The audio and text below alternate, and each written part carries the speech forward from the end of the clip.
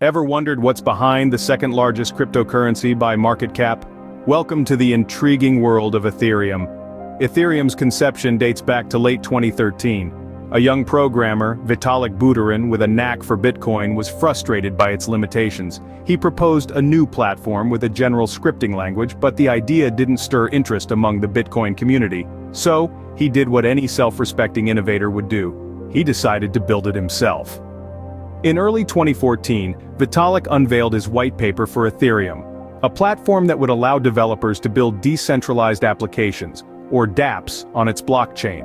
This was a game changer. It's like opening up the App Store but for the blockchain.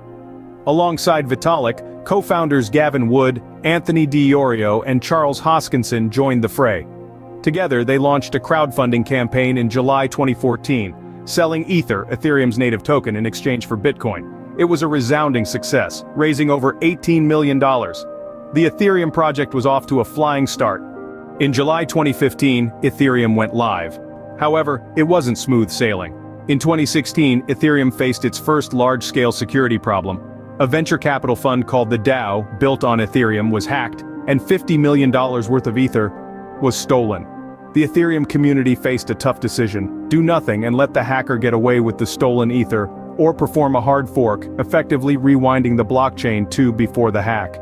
The community chose the latter. The hard fork led to the creation of two separate blockchains, Ethereum ETH and Ethereum Classic ETC. Since then, Ethereum has continued to evolve, introducing new updates and features like smart contracts, a set of promises specified in digital form, including protocols within which the parties perform on these promises.